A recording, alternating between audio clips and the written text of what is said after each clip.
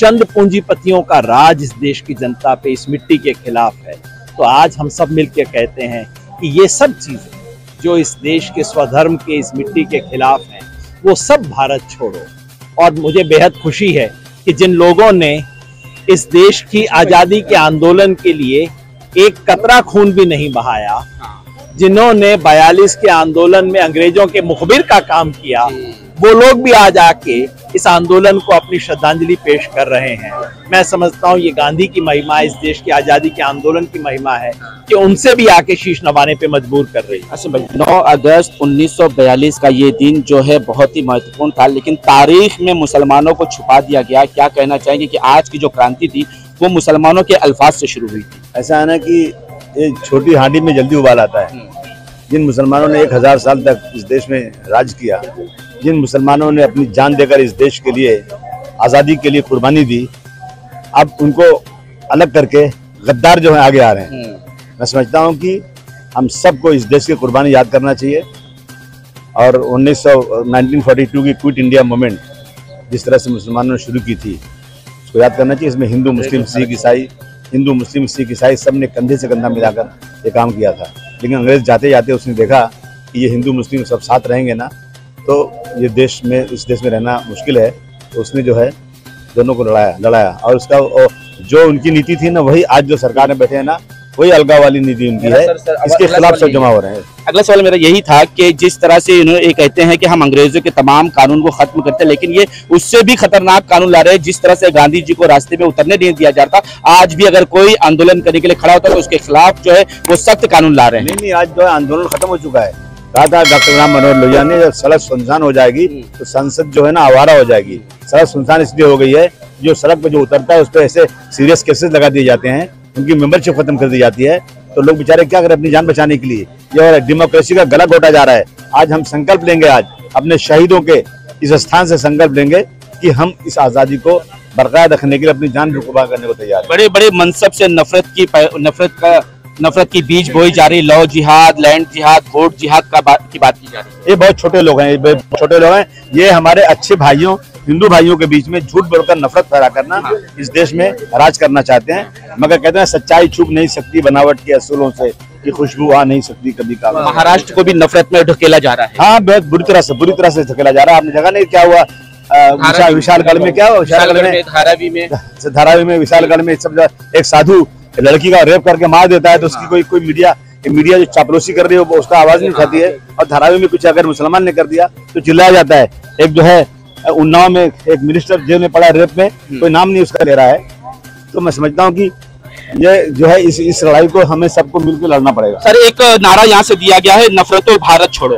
Yes, नफरतों Bharat छोड़ो। समझ जो लोग बैठे हैं नफरत करने वाले लोग, उनको भारत छोड़ना है, उनको नफरत को खत्म करना है। इसमें बहुत परिवर्तन हुआ है। जो लोग कहते हैं 70 साल में क्या हुआ, उनको पूछना चाहिए कि 70 साल में हमने क्या क्या उपलब्धि नहीं की।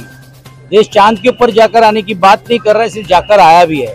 तो बहुत क्रांति हुई है, लेकिन जिस विचारधारा को लेकर देश को स्वतंत्र करने की भूमिका महात्मा गांधी जी ने ली थी और चले जाओ का नारा देखते हुए करो या मरो की भूमिका ली थी, उसको लेकर आज वो लोकशाही जिंदा है कि नहीं। और इसलिए नफरत की राजनीति जो कर रहे हैं, इन लोगों को कैसे बाहर रख सकते हैं। वही विचारधारा से, वही सोच से जिस तरह से हमने देश को आजादी मिली थी, आगे और 50 साल हमको जाना है, 100 साल जाना है। तो वो मानसिकता रखकर ही मुझे लगता है आज नतमस्तक होना ये हर एक भारतीयों का फर्ज है। वो फर्ज अदा करने का काम हम लोगों ने किया और सानाई काम फर्ज अदा करते हुए, लेकिन इस मिट्टी को सर पे लगाते हुए, उन सब दिनों का स्पर्श करते हुए और एक चेतना लेकर नौजवानों के में भी ये बात रहनी चाहिए, नौजवानों को भी इसका जिक्र और इतिहास होना चाहिए। ये भूमिका लेकर हम जो है कांग्रेस और गांधी जो है वो नफरत मत छोड़ो का नारा दे रहे हैं। सही है। पिछले 10 साल में जो नफरत इस देश में फैलाई गई है, वो नफरत को छोड़ो। भारत को आजाद होकर 76 साल हुए हैं और जिन्होंने यहाँ से अंग्रेजों को आवाज दिया, दमदार अंग्रेजों भारत छोड़ो, तो वो जगह है। और हम हमेशा इतने सालों से, मैं 25-30 साल से यहाँ अभिवादन करने आता हूँ और ये स्फूर्ति भूमि है। यहाँ से स्फूर्ति लेके हम पूरे साल भर काम करते रहते हैं। पर जो पिछले 10 सालों में मोदी सरकार ने, मोदी जी के सरकार ने जो नफरत फैलाई है इस देश में, उसको छोड़ो। और कोई नारा सही है इनका, तुषार गांधी, उनका यही नारा है और देश का नारा है। सर, इसी तरह से महाराष्ट्र का भी रंग गंदा किया जा रहा है, कहीं पे लव जिहाद, लैंड जिहाद और वो जिहाद को लेकर मुसलमानों को जो है खासकर टारगेट किया जा रहा है। नहीं, इनका एजेंडा बहुत 100 साल से इनका एजेंडा चल रहा है, कोई नई बात है नहीं। महाराष्ट्र में कभी हुआ नहीं था। इस महाराष्ट्र की भूमि में जहाँ छत्रपति शिवाजी महाराज, राजा शाहू महाराज, फुले जी, अंबेडकर जी जैसी जो महान विभूति जो होके गई, उन्होंने इस महाराष्ट्र को सींचा अपने पसीने से, अपने विचारों से। पर दुर्भाग्य इस महाराष्ट्र का है, आज महाराष्ट्र की जो हालात है उसके लिए जिम्मेदार ये जो अभी सरकार जो गैर संवैधानिक है, ये संवैधानिक है ही नहीं सरकार, ये सरकार उसको जिम्मेदार है। और जो लोग मोहब्बत की दुकान खोलकर बैठे हैं उनको पता नहीं किन किन शब्दों से इस्तेमाल किया जा रहा है, कभी औरंगजेब फैन क्लब कहा जा रहा है, कभी कुछ कहा जा रहा है, कभी कुछ कहा जा रहा है। कुछ कहने से क्या होता है, जो देख रहे हैं लोकसभा में आवाम ने दिखा दिया है कि क्या होता है। लोग इस तरह की गुंडागिर्दी, लोग इस तरह की हुक्मशाही नहीं पसंद करते और नहीं करेंगे। तो इसका जवाब अभी इसमें विधानसभा के इसमें दिया जाएगा। राजनीति इतनी स्तर पर गिर चुकी है कि महाराष्ट्र को बनाने वाले बाला साहेब के परिवार को बदनाम किया जा रहा है, कैसे कैसे शब्दों का इस्तेमाल किया जा रहा है। देखिए, जिनकी सोच है ऐसी है वो यही सोचेंगे। जितना वो हमको बदनाम करने की कोशिश करेंगे, जितना छेड़ने की कोशिश करेंगे, जनता आज उस चीज को देखती है और जनता ये मानती है कि कौन सच्चा है कौन गलत है। इसलिए हम लोगों को साथ मिल रहा है, आशीर्वाद मिल रहा है। और जो चुनाव हो रहे हैं उस चुनाव को सामने जाने का काम हम लोग करते हुए बड़े पैमाने के ऊपर लोगों का साथ हमको मिल रहा है। निश्चित रूप से पूरे देश के अंदर नफरत का माहौल पिछले 10 वर्षों से है और इसी के खिलाफ श्री राहुल गांधी जी और पूरी कांग्रेस पार्टी लगी हुई है और मोहब्बत की दुकान जो है हम जगह जगह पर खोल रहे हैं। हमारा ये प्रयास चलता रहेगा। भारतीय जनता पार्टी 1000 प्रयास कर ले विभाजनकारी राजनीति की, लेकिन वो अभी कामयाब नहीं होगी। ये लोकसभा के चुनाव में नजर आ गया। ये स्वदेशी की बात करते हैं, लेकिन कानून सारे अंग्रेजों से भी बदतर बनाए जा रहे हैं। किसी को सड़क पर उतरने नहीं दिया जा रहा है। जो अगर सड़क पर उतर के अपनी आवाज उठाता है तो उसे ऐसा कानून बनाकर अंदर कर दिया जाता है कि वो बाहर भी नहीं आ सकते।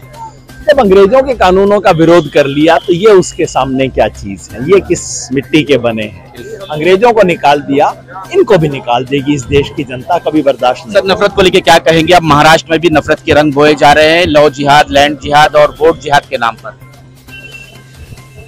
ये जो लड़खड़ाती हुई सत्ता की आखिरी कोशिशें हैं, सत्ता हिल रही है, इन्हें पता है कि इनके पास खड़े होने को जगह नहीं बची है, तो अपने आखिरी औजार, अपनी आखिरी तिकड़म खेल रहे हैं।